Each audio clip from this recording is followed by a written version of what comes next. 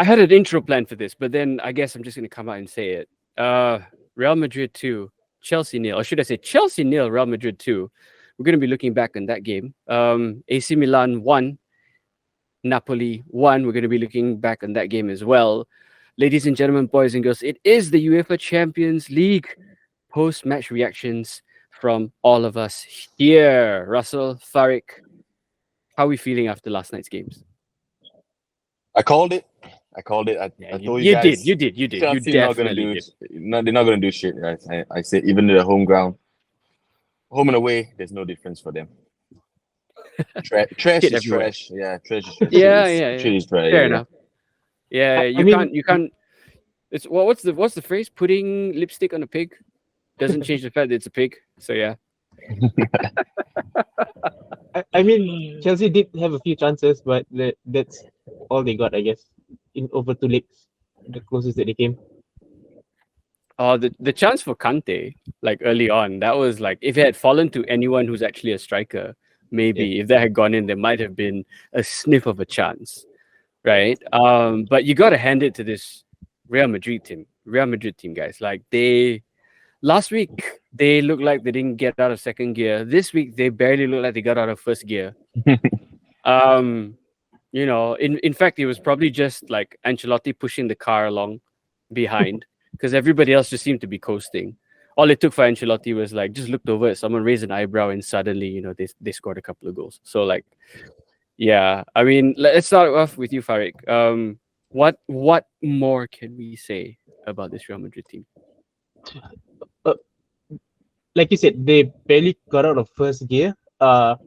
I think it speaks volumes. Not say, okay, maybe that's a bit exaggerating things, but then like the fact that the 2 goals were scored by Rodrigo, which out of that attacking lineup, like when you include Cruz and Modric and Valverde as well, you kind of don't really expect Rodrigo to be on the score sheet.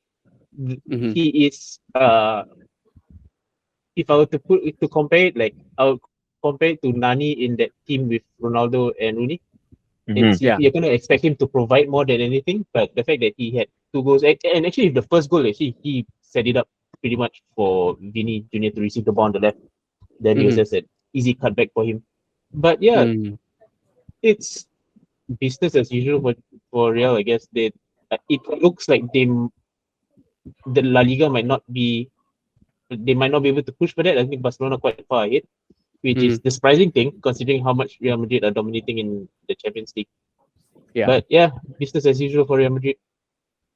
I think like Russell, you were confident that they were gonna win this one 2-0.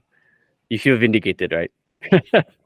I mean, it wasn't that hard of a decision to make. Looking at how bad the Chelsea team is, and I think going back to that point where Farid brought up about Rodrigo scoring, an interesting fact is that actually, I think five Real Madrid players this year has got more than 10 goals, if I'm not wrong. So I think Benzema, Vini, Rodrigo, Asensio, and one more, I'm not too sure. Which shows that they don't really have to rely on Benzema alone. Like that's how good this Real Madrid team is. Like they've all pulled their own weight. They don't rely on Benzema. Like if Benzema doesn't score, it's okay. We got other guys, goal scorers to score. So it just shows the depth that this team has. And I think for like Liga speaking, like they can't replicate this form. I think because they gave up. Like I think when the gap got too big, I think they started to give up really. So they push all their focus into the Champions League, which is clearly showing that there's still an unstoppable force in the Champions League. Like come out against Real Madrid is gonna be a hard game. So yep. I think they showed Chelsea the levels to this. You can't just get a cheerleader in a manager and try to defeat this Real Madrid team. Okay, we'll get to Lampard in a bit, right? But guys, I just want to throw a spotlight a bit on a player who has probably been a little bit unsung for all this. I mean, we've name dropped him a couple of times, Valverde, right? You know, who had some really, you know, good dribbles out of midfield in the first game. Laid it on a plate for Rodrigo here in the second. You know, this is you know, I mean usually the the plaudits go to Modric and Kroos, who are rightfully so, who have been probably the best midfielders in the world, or two of the best midfielders in the world for the better part of the last 10 years, right? I think we can all agree on that. But Valverde, though, like, is he unsung? Is he not celebrated enough for his contribution to this Real Madrid team? I think I wouldn't say suffer, but then beside Kroos and Modric, I mean, you pretty much have the two biggest names in midfield, like you said. You're definitely gonna lose a bit of the spotlight to them, because people, whenever you see Real Madrid tick, you're gonna think, oh, it's because of Kroos and Modric. But although there are rumors that Modric and Kroos are gonna most probably retire next season, I think they're signing another 1-year extension to both of them. The stage is set for Valverde to take over from them. I know I said in the last week that Real Madrid, aside from the few stars, the few stars are a mediocre team. But if you were to look at how Modric and Kroos operated largely for the era of like the three-peat and whatnot, they were just doing their own thing in the back. Like Ronaldo, Bale, and Benzema, they were all taking the plaudits in front. So I'm not surprised if Valverde ends up being in sort of like that kind of like player for Real Madrid. Like he is gonna be just quietly working stuff to the midfield, reminiscent of what Carrick did with Man United squad. So it's a very important thing, but it's a very unsung role in football, I guess. Oh, I mean, like, you say that, and that's 100% true. I mean, after Carrick retired, how long did Man U cry out for a midfielder of his class? And and the thing is that, like, I think Valverde reminds me of, and this is definitely a compliment, right? He reminds me of the grittiness of Dunga in midfield, for Brazil back in the 98 to 2002 cycle, right? And even pre that, and also to a certain extent, maybe even Didier Deschamps. But he has this added skill to him where he can actually dribble, can take it past players. He's not just a water carrier; he's a water cannon as well. At the same time, when the need arises, I mean, Russell, what do you think? I mean, how do you view Valverde in the context of this Real Madrid team? I mean, when Valverde has just elevated his game throughout his Real Madrid career, because at the start, I think he was more like his role in the team was very similar to what Park Jin-sung did for Manchester United, in a sense where he will, wherever he needed to fill in. Yeah. So wherever he needed to fill in, he did it. Like, even though now he's like, his main position is he's actually a centre mid, but he fills in at right wing. Like the finals against Liverpool last year, he was playing as a right wing. Yeah. To come back, help defense. So like, he's so, and the thing is, he does everything so well. Like whatever needed of him, he'll put 120% in it. Like the tenacity, he has it all. And on top of that, he's learning from the best midfielders, the best wingers in the world. So like, his game is just gonna continue to elevate. And like, if he was to go back to that midfield position where he's so comfortable in, or which he prefers, the guy he learns from is Kroos and Modric. Like Modric, Ballon d'Or winner. Like, there's nothing better he can ask for being in this team, and he's gonna be the future for this Real Madrid team, and he's gonna be that. He's gonna take over the reins of being that leader in the midfield when next to Camavinga and Schumann in the future, which just looks scary. I mean, just saying that, like, that midfield, if it wasn't Real Madrid, that would be a first choice midfield anywhere else on the planet right now, I feel. Yeah. For 10 years. The last 10 years, yeah. For the next 10 years. Yeah. Going from one team that's doing it really well to another team that's not doing it so well. Frank Lampard, wrong appointment, bad appointment. Like, I know it's only been 4 games, but the statistic here is crazy. He is the first Chelsea manager ever to lose his first 4 games in charge. And Russ, you had an interesting statistic you wanted to share, right? About Frank Lampard? Yeah, Frank Lampard, last 14 games he's managed, he has not had a victory in the last 14 games. Like, you're harping on that point of the appointment, I don't understand, really. How can you get a job with that kind of record? I mean, I think it's a joke club at this point. Todd Bowley apparently took advice from James Corden on hire Frank Lampard. It's probably the funniest thing that James Corden has ever done in his entire career. You do know Right? that James Corden is a West Ham fan, right? I know, right? It's like, that's that's like top bands right there. But And it's just, Miss Lamps is his boy Ugh. because Lampard is like, even though he left for Chelsea, they still love Lampard at West Ham. So I think yeah, yeah. this is a big problem. Like the English really will support, even though how bad some of the players or the managers are, they'll still like give him a chance. And Todd Bowley, I'm sorry, this is not a Netflix movie where we listen to a movie star and then, oh, it'll work out. This is real life. You can't go about doing this kind of things. It's just, I don't know. It's like I said, it's a joke club. We've got a post up on our socials that you guys later on should, whoever's watching and listening, should go check out. Farik had a very interesting take on what Todd Bowley must be feeling this morning. But further to your thoughts there, Farik, like, on a scale of 1 to 10, how badly do you think this decision for Chelsea has been? It's if I could give it a 0, I would.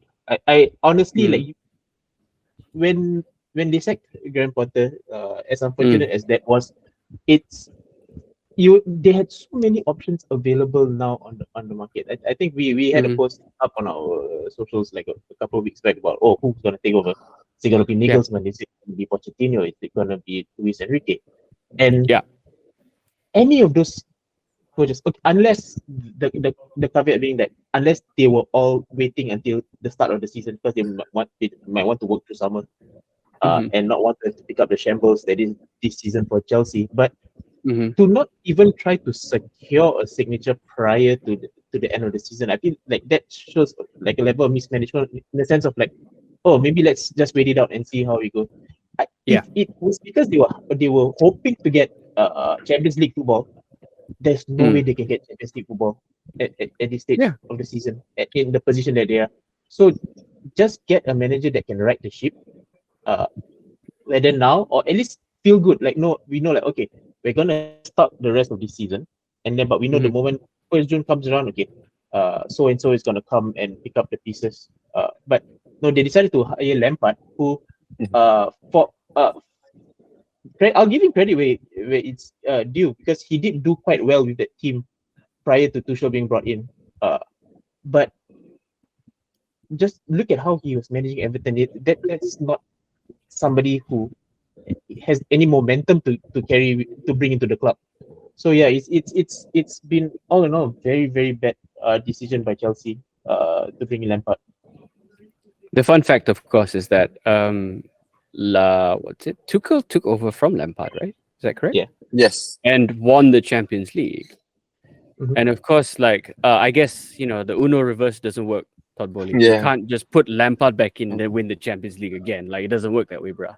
But like, it's just, I feel like it's a dereliction of duty. If I was a Chelsea fan right now, I would be absolutely livid seeing what's being done to my club, number one, and then number two, like the neglect in approaching the Champions League campaign after Potter was sacked. The thing is that if you didn't have the confidence in Potter, right, that he was the right man to bring the club forward and all that, I mean, then you should have fired him and gotten someone in January, for example, because then at the very least they could have like gotten their players in, they gotten the kind of profile of player that they want for their system to succeed and all that. But instead you play Football Manager on easy, right? And then, you edit your bank balance so that you can have like 600 million euros to spend. And then after that, after just another 10 games after the January transfer window, you decide, no, actually he's not the guy for us. I'm just so staggered. Like, this is so ridiculous on so many levels. And Chelsea fans, if you're watching and listening, like, I don't even like your club, guys. Like, I laugh most of the time when shit happens to Chelsea, but I'm just trying to empathize just a little bit, putting myself in the shoes of a Chelsea fan right now and just thinking, you guys are making the Glazers look competent. How horrible is that? Like Todd Bowley is Ed Woodward on God mode. You know, like this this whole circus screams Ed Woodward, right? And it's just like, gosh, how can you make the Glazers look competent? Like we get to shit on the Glazers, yes. Don't take that away from us. Don't be even more of a joke than we already are. Like, guys, come on. Ah, goodness. Like, if I was a Chelsea fan and I'd be protesting outside the games, you know, there's no game for them this weekend, right? Because they were supposed to play United, but United are playing Brighton in the semis for the FA Cup. So like, but I would still, you know, protesting. So, gosh, I think the last thing for Chelsea fans, I respect Lampard as a player, but I don't think he'll ever make it as a manager. I don't think he has what it takes to be a manager. Great player, but sometimes you gotta look at yourself and say, maybe this isn't for me. I'm not suited for the managerial role. And nobody will be angry at you. You had a very good career, but sometimes some things you try, you don't succeed, you don't do well in it. It's okay. Humans, we learn. But I blame Lampard in a sense where he didn't say that, no, I can't do this. You know what I mean? Like he should have been saying that, no, I'm not the right person for the job. Like that's a bit selfish on his part as well. Like, oh, you should come in and steady the ship. But what does he have to bring to the team to steady the ship? Like he should say, no, it's not. This job's not for me. Like if you want the club to succeed, I'm not the person to bring in now. Go and find a person that can work with this team, scrap this season, and go next year. But start bringing that camaraderie through in the dressing room, that understanding with the player and manager. I don't believe in this caretaker manager bullshit. I feel it's wrong because like the problem is still gonna be there when the caretaker manager leaves. Then what? I think they just hope that the caretaker manager does well, and you can promote him to a manager. That is really wrong. Like if you're an ambitious club, you shouldn't be thinking that way. I honestly wonder if Chelsea did try to sign all these top managers, but because Chelsea weren't they're not even close to European football, which is why all these managers were like, okay, maybe not. That's my sneaking suspicion. But to add to Russell's point, like if you wanted to get a caretaker manager at least to steady the ship, you know who Chelsea should have gotten? Sam Allardyce. Roy Hodgson. Oh, Sam Allardyce. That's cat amongst the pigeons, man. Him bringing in his PowerPoints and everything. And like, that would be amazing. I mean, just for the banter. But actually, he's actually not a bad manager. At least, you know, based on what I vaguely remember of his Bolton teams. They were always very difficult to beat. And he sprinkled flair in them. He managed to convince Ivan Campo and JJ, right? JJ Okocha and Fernando Hierro, Hidetoshi Nakata, all these, you know, players to come and join. Yuri Jokaev, right? And he convinced them to come and play for Bolton. And they, by and large, based on accounts, they enjoyed their time there. They got to shine and everything. And, you know, Bolton had that grit and flair to them. So, you know, Sam Allardyce. Sam Allardyce for Chelsea. Permanent job. Let's lay it down right now. I'm down for that. If you're close enough, or you have a very good reputation, if you tell Todd Bowley that he might consider, given the kind of person he is, he might say, "Oh yeah, Sam Allardyce, maybe he's the one."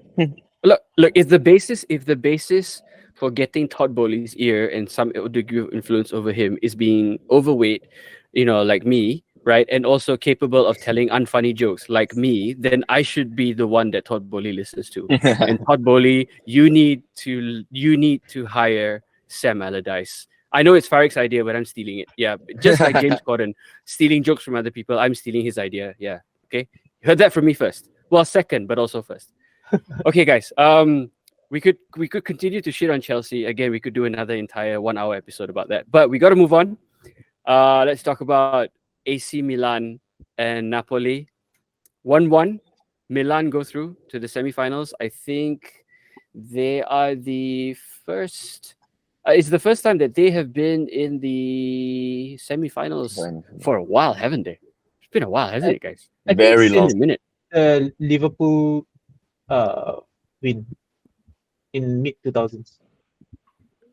2005?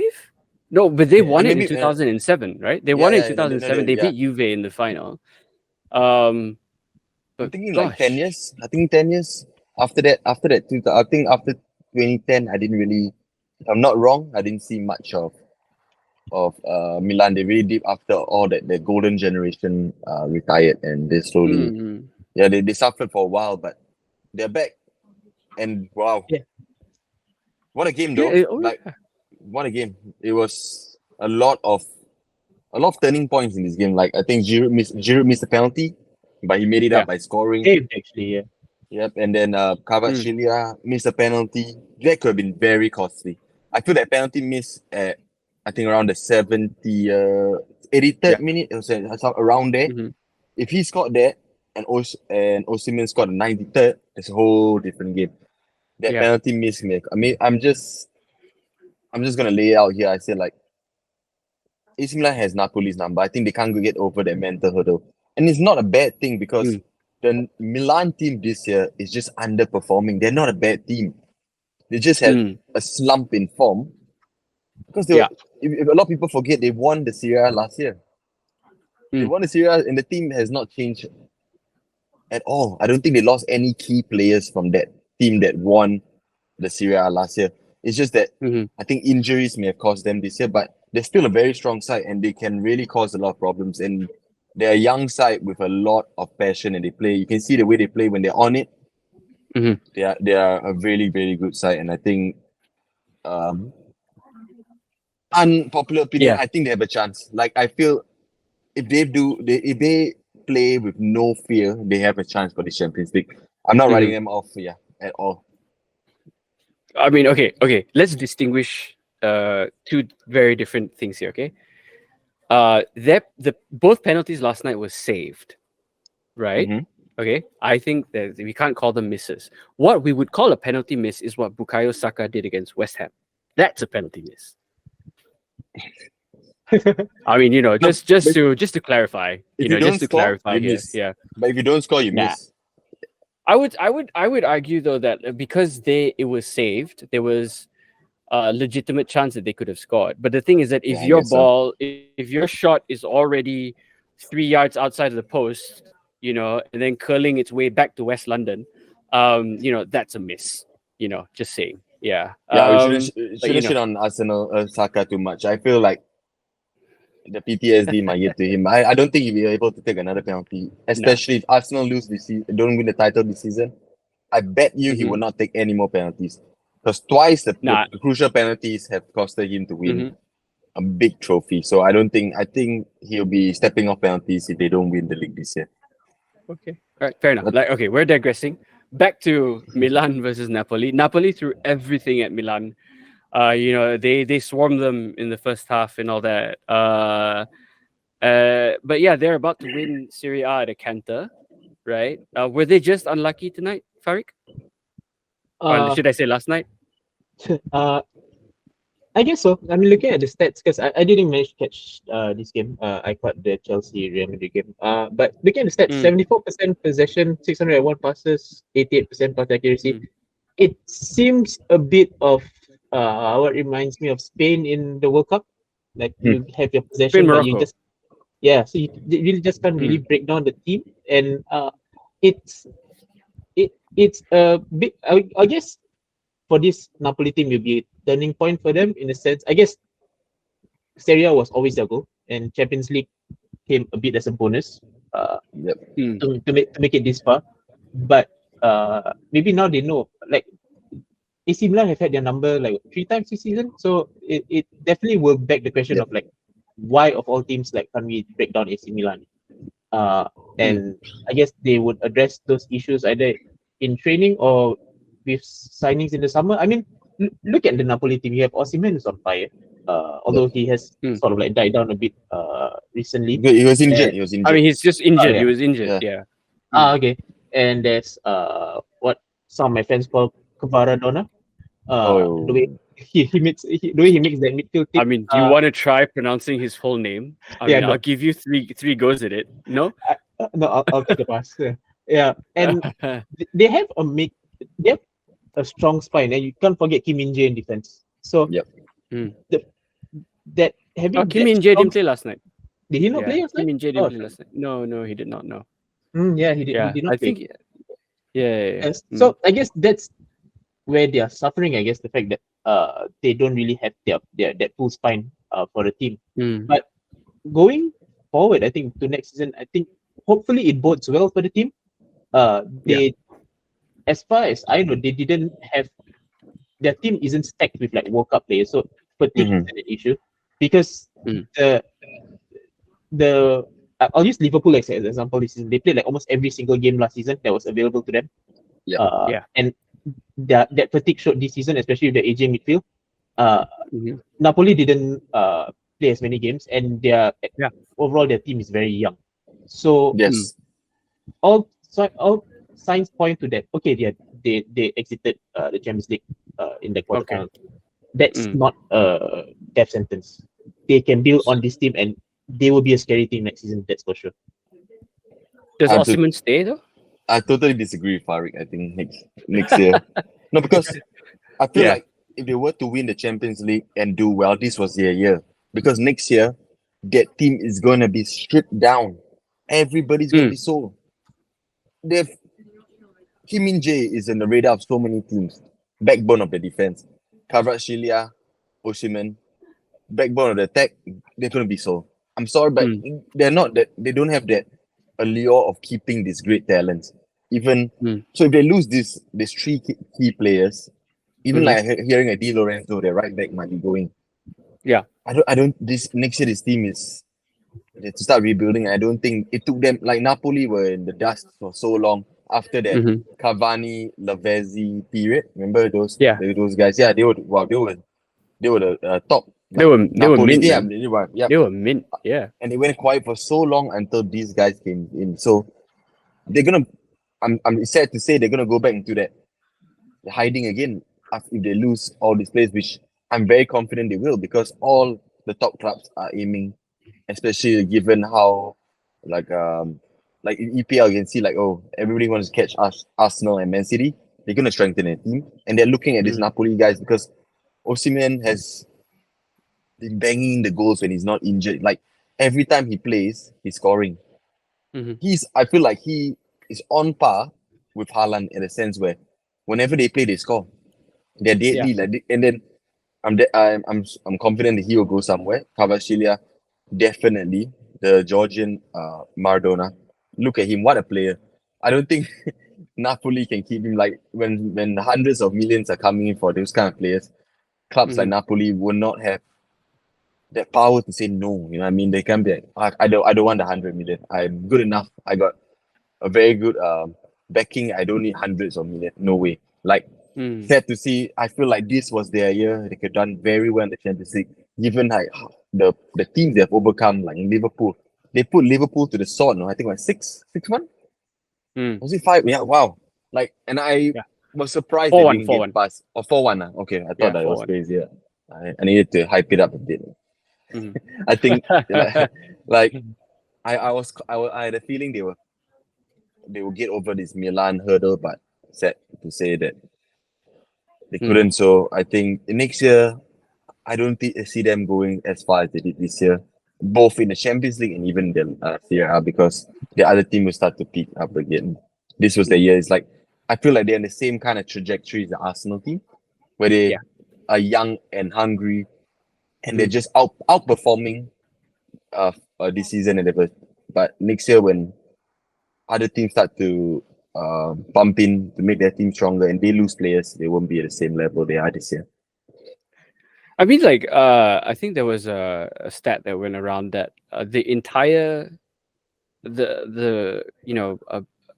during the January transfer window, the entire Italian league spent less money than a couple of the bottom, the bottom 10 clubs, the bottom half of the EPL.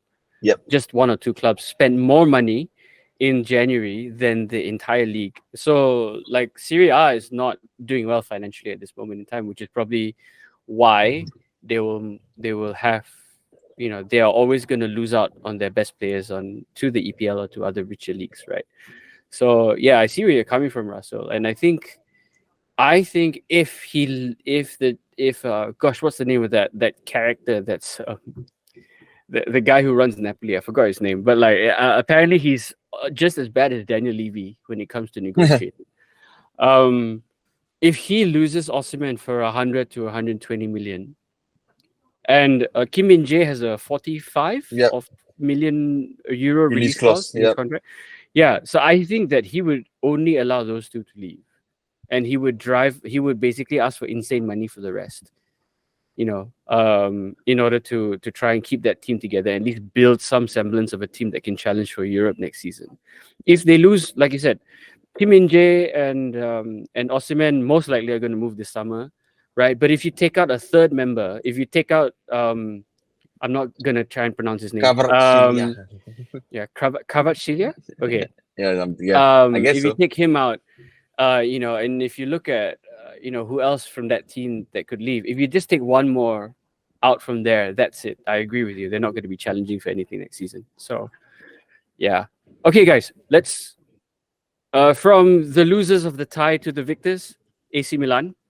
I want to start off with the man of the moment. All right, that being Olivier Giroud.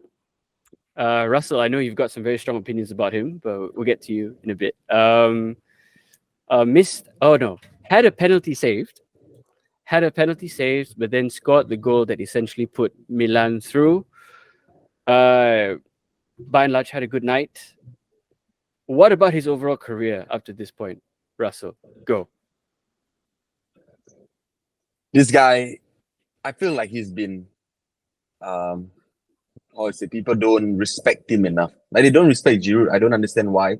He's done it at every level he has been in. Like you put him in the tough situations, he has done it. He's gotten you the goals.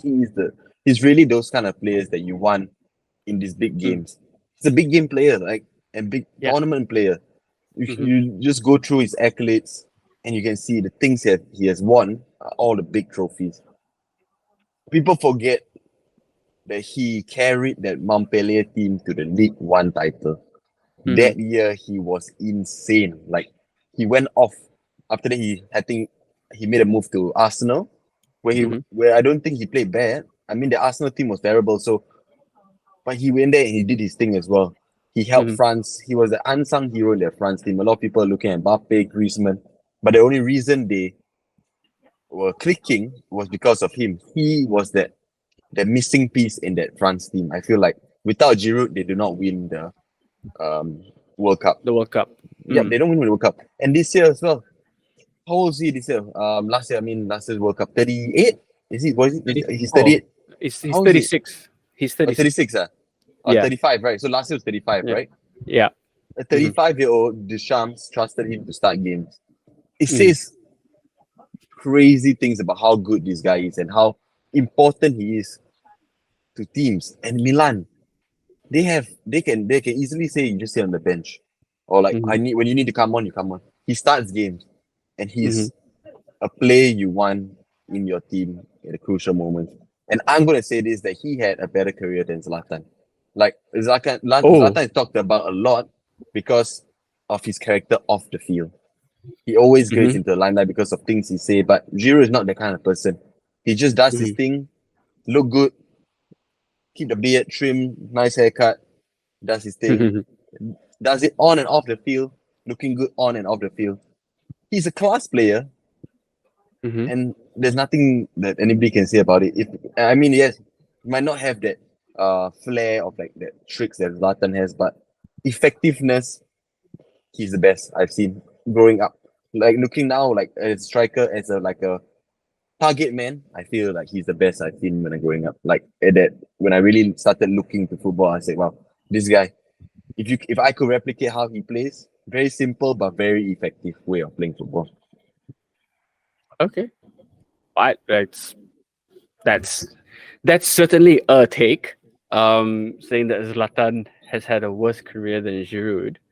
I can't say that I agree with that per se. Zlatan has won, with the exception of the basket case that was Manchester United in 2017, 2018, right? He has won league titles in every single country that he has played in, except for England. And I don't think he won the MLS title with the LA Galaxy, if I'm not mistaken. I could probably go and check that. But yeah, I'm sorry, man. I'm gonna have to disagree with you there. I really don't think Giroud has that. I mean, yeah, okay, Giroud has won the World Cup, right? That's true, right? And Giroud has, won a Champions League, right? These are two things that Zlatan doesn't have. But Zlatan, everywhere he has gone, it's not just about the goals with Zlatan though. It's about like his charisma, his presence. He inspired that Milan team to become title winners last year. There's videos going around of how he G'd them up and managed to get them to get them to mentally in the right place to become champions, right? And that cannot be understated. I'm not entirely sure. Yeah, Giroud, you're right. Giroud is the kind of character who doesn't necessarily have the spotlight, but Zlatan is, to me, inspirational. So yeah, let's just agree to disagree here on who's had the better career. Okay. Let me present this point regarding Giroud. Giroud is suffering from Lord Bender syndrome, in the sense that because he was with that almost banter-ish Arsenal side, that people often discredit all his achievements post that, because then they would just focus on, oh no, he has a good team around him. He has Mbappe with him to win the World Cup and whatnot. But it's because of everybody's perception of him in that Arsenal team that kind of like colors how people look at him and with all his achievements down the line. And it is a bit unfair, because at the end of the day, you still need to show up to win all these titles. Like, for sure. Yeah, it's not like he had zero appearances when he was in all his title winning spots. He did contribute goals. He was making appearances, so you can't deny that he played a role in all these title wins. But yeah, him being associated with that era of Arsenal kind of, I guess, waters down all his achievements, which is unfortunate, I guess. No, like you see, guys, like I'm not in disagreement here about how good Giroud is as a player. I think, like, the fact that he is France's top scorer of all time, a country that has produced luminaries like Jules Fontaine and Zinedine Zidane, right? Like, like a country that has such a storied history in football, Michel Platini, right? A country that has such a rich heritage in football, and Giroud is top of the pile when it comes to their top scorers. Like, the guy is class. I agree 100%. But like, I take issue at him being compared to the one and the only Zlatan Ibrahimovic. So yeah, that's it, guys. That's the only thing. Like, I think he's great. He can finish with both feet, header. Obviously has no pace to speak of, but has always shown a neck to be in the right place at the right time. Always will be part of my favorite football meme of all time, where he shinned a shot after Phil Jones headed the ball into his knees. Like that's like, I even have a little bit of a soft spot for him, because I think he's been unfairly treated by the French press sometimes, who look at the French team and go, why are you playing Giroud when Karim Benzema is right there? Right, but Benzema doesn't work for the team that Deschamps has built, right? And of course, Benzema and the French FA and Deschamps, and they have their own politics going on. So yeah. But the thing is that, like, that's why you need a team to win. And agree, he is a critical part of all the teams that he's been a success at, right? Even that banter Arsenal team, he scored that scorpion goal. He's a great player, but Zlatan and him, no contest. Zlatan all the way. So that's my opinion. So yeah. Going on from the old guys, let's talk a little bit about a particular young buck who, again, had a storming game last night, even if it was just in brief patches. But he's been excellent all season, and he's definitely on the radar for a lot of clubs in Europe right now. Rafael Leao, right? Another player that just puts you on the edge of your seat. It looks like he's always going to do something spectacular. Set up the goal for Giroud last night, right? Like, how good of a season is Rafael Leao having, Russell? I think he's having I would say compared to last year, Mhm. not the heights he reached last year, but he's having a Mm. very good season, and I feel like he's another player that very highly likely to move to a different club. And he can play along that front three. You know, I mean, he's so mobile and like he plays, versatile. He can play Mm. a striker, left wing. But I feel like he has to find that position he wants to strive in.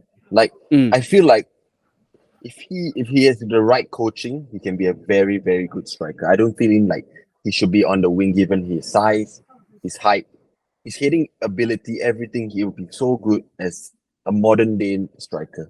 Like he fits every criteria. He's like he has a strength like like not as good as Haaland, but he's a build like Haaland, like Osimhen, that kind of player. But I feel on the wing, I mean, I don't know. I think he's doing well, but I feel like he can be better. He can elevate his game if he goes into the central position, and the run here, he's quick, man. Like for that guy of that height, wow, he moves really fast, man. And he's I mean, he has a few problems with like I don't know whether like he can really move for another club so soon because given that scandal of that moving from Lille, is it Lille to AC Milan or something like that. There's a few things going on his side about Mhm. contracts and money things. So I don't know when he can move, but I'm sure in the future he'll be moving to a different club. But what a player!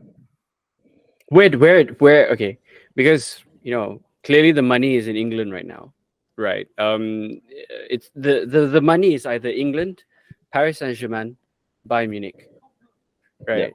That's it, and of course Real Madrid, Barcelona. Maybe if they pull more levers, they'll have more money magically appear out of nowhere. But like, where would Rafael Leao go? Where would if he does not stay at Milan? Where Farik, where do you think Rafael Leao would be a good fit at for next season? I feel like the go-to answer would most probably be the English teams, but I feel like that might not be the best place for him to thrive at. I Mm. feel like a move to the Bundesliga might work for him. Like Hmm. that if you were to look at like Bayern, like with they have Leroy Sané on the left, and who do they have down the right? Coman on the right. Nabry. Yeah. Gnabry plays everywhere though. Yeah. Yeah. Yeah. So Mm. if there is Bayern does have like this current tendency to play a very fluid front three. Mhm. Not necessarily say like the false nine that they've been trying to work with previously, but I feel like Rafael Leao could fit in that Bayern setup. At least somebody with a bit more physicality. I think that's what the Bayern front line is missing currently. Yeah. Rafael Leao he's quick, that's for sure, but he also has a bit of like of strength to him. So that could be he can essentially fill the Muller role for Bayern. I feel like that's something that people don't realize that Muller is coming to the end of his career and they don't have a player in that mold coming to the ranks. Musiala maybe, but I feel like he's gonna end up playing on the wing more often than not. So yeah, I think Bayern could be a good destination for him. Okay. Yeah, that's a fair shout. I actually think he might end up at Arsenal. Like there's a shout there because because again like he's got that mix of pace, skill, and strength. If there's anything that Arsenal might be missing right now, it's like okay, you look at their front three, right? They've got Saka on the right, Martinelli on the left, and in the center they usually have Gabriel Jesus. The thing is that like you could argue that isn't necessarily a very fluid front three, right? They kind of stick to their roles. Jesus likes to drop really, really deep. He even like against West Ham, he was taking the ball off the centre backs at some point, right? In order to try and get things moving. So I feel like, if Arteta wants to evolve the play style of Arsenal even more to be even more fluid than the triangles that they're playing right now, and Rafael Leao would fit in quite well with them, to be honest. And yeah, like because they come undone against very aggressive mid to low blocks, right? And they were susceptible to a high press the other day, but then like that's nothing to do with the attacking side of the team. But that's the thing, like if Arsenal want to kick on and evolve, like they need players like Rafael Leao, I feel. right? They have like that little bit more about them. So yeah, that's what I yeah. I've got to disagree with that. I think Go on. I don't think Arsenal Rafael Leao suits that Arsenal profile. I mean, Fair. I feel like that front three, they work very well together. Like, because I think Jesus is a very like a free roam striker. He doesn't stay centrally. Oh Which, yeah, he's had a yeah. good season. Yeah, he has. So I Yeah. feel like Mm. he really doesn't go down the middle that much, even though his starting position is in the middle. But Mhm. once he came back into the Arsenal team, you started to see Martinelli shining more because Martinelli and him were interchanged in games. Like, there's a lot of fluidity within that front three. I feel like with Liao, and like I feel like I don't know where if Liao comes in, where does he fit in this? Like, I don't think he wants to be on the bench. Like, I don't Yeah. think you I don't think you can attract a player and tell him like, okay, you only come on when we need you or we need a goal, then you come on. I don't think that's the kind of club that Leao wants to go into. He wants to be a starter. I mean, given his trajectory, like what he can Okay. reach, I don't think he can be Counterpoint to good that. to us. Okay, counterpoint to that. The thing is that any club that wants to go deep in the Champions League, all two, two cup competitions, right, as well as the Premier League, that team is going to end up playing 65 to 70 games a season, right? And Yep. you cannot have your starters playing 70 games a season, right? They're not. They're gonna fall apart. I mean, we see that already with Manchester United, with the rash of injuries that have happened over the last week or so to Rashford, to Martinez, to Varane, right? The schedule is so grueling that you cannot expect your starters to play 70 games a season. That's impossible, right? So then you then look at your role players, your bench players, or even like, it's not enough to have a first 11. I think you need a first 11 that works according to the opponents that you're playing against, as well as prevailing conditions. And a player like Liao in that Arsenal team would easily get 30 games or more, as even as a rotational option. But then it's almost like a rotational first choice rather than rotation. It's not like he's gonna be like who am I thinking of? It's not like he's gonna be like a Fred, at United. Yeah. Like when you have that first choice midfield of Bruno, Casemiro, and Eriksen, and then your next backup is Sabitzer, and then you'd rather have McTominay in there. Fred is like fifth or sixth choice. Rafael Leao will never be fifth or sixth choice in that Arsenal team. He would get way more game time than I think would be apparent at this moment in time. But yeah, I'm scared Sorry, because he might be like the Julian Alvarez, like Julian Alvarez. Like, I don't see Rafael Leao and Julian Alvarez. I mean, if you're when Man City bought Julian Alvarez, he knew what he was expecting. Like, he knew what he's gonna get into. Like, I'm not gonna start every game. I'm okay. When they need me to play, I'll play. But he's a very good rotational player. I feel like he should be a starter. In some things, Julian Alvarez is a starter. But see, whenever Haaland can play, he will play. And then, so if Rafael Leao comes in and say Jesus scores 2 goals, and then, okay, now your turn to come on, Leao. Like, and what's the guarantee that Arsenal will stay in these competitions for long? You're saying that 60-something games, that is, they go deep into the season. If they get out of the cup competitions early, they're not guaranteed. Like, when players go to Man City, they're like, we guarantee we go deep into all competitions. And you believe, because for the past 4 or 5 years, they have been showing that. But can Arsenal guarantee that they have a long season or just the league? Like, they're just going to continue on the league if they get out of the cup competitions early. There comes a problem if you're signing a top-class player like Leao. I guess, yeah. But then again, like, you go into that, you go into the season thinking that you are going to compete on at least 4 fronts, right? And it would be a dereliction of duty for a manager of a club like Arsenal to not, at the very least, factor that into their squad planning and their roster planning for the season. Like, yeah, we have to go deep in all 4 competitions, because if not, why are you there? Like, you're there to win. This is a club with, again, a storied history, right? You go far back enough with Arsenal, when you go back to the Herbert Chapman days, and all that, and like all the way up into the Invincibles, and then now this new generation. Like, this is the club that is a winning club, and they just haven't been winning for the last, ever since the Arsenal winning glory days. I mean, yeah, they've won a couple of FA Cups here and there. They're the record holder for FA Cup wins. But the thing is that, like, that manager whoever, Arteta or whoever needs to plan for that. Long story short, if Arteta isn't planning on winning every single competition that his team enters, and that factors into their recruitment and their squad planning, then he has no right being there, because this is a club that's built on winning as part of their history. So yeah, that's it. That's all I have to say now about Arsenal. All that good stuff all gone. Oh well. Anyways, yeah, guys. Again, we've gone over time as per usual.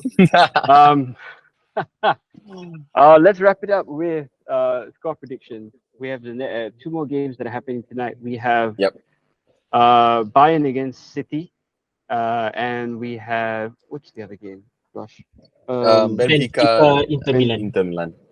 Benfica and Inter Milan, the other Milan club. Score predictions. Russell, you go first. I think Bayern's at home, right, today? Yeah. And Benfica home or away? I think away. Is it away? Away. Oh well. Benfica Bye-bye. away. Yeah. Okay, so Benfica away. I think for the Bayern Munich Man City game, I think totally different story. Bayern Munich at home will at least score, but I don't think they'll win. So I think I'm going with a 1-1 at the Allianz Arena. And for the other game, essentially it's over already. So it's gonna be a 1-0 to Inter Milan. I'm going for that. That's my predictions. Cool. Okay. Park, predictions? Gonna go out there and say like Bayern 3-0 to Man City, because I just want to see this extra time. Like, hopefully Bayern can come back. I want them to come back. I want Man City to really be put to the sword. So yeah, and it's not easy to get a win at the Allianz Arena. So I'm expecting Bayern to come out tops over there. I was all for a Benfica underdog run, but after the first leg, I guess it's gonna be tough. So hopefully, they won't get beat too badly. So 1-0 to Inter Milan. Okay, cool. Where was I? What was I thinking? Yes. I think Inter Benfica, Inter narrow win, 1-0 as well for me. They're not gonna have to do much. Gonzalo Ramos has gone off the boil a little bit. He's doing well domestically, but in Europe, last game, the game before, I think he missed the sitter in the first leg, didn't he? He missed an absolute sitter in the first leg. So yeah, Inter to go through there. Bayern Man City. I think Bayern will throw everything at City, but I think City will just have that little bit more about them. But I think Bayern will score, at the very least, at home. So yeah, it will probably be a narrow, either a 1-0 to Bayern or a 2-1. That's what I'm seeing. Yeah, as long as I don't know, as long as Tuchel doesn't overthink it. Like, I don't know, playing Gnabry as a false 9. Nah, I don't think that works.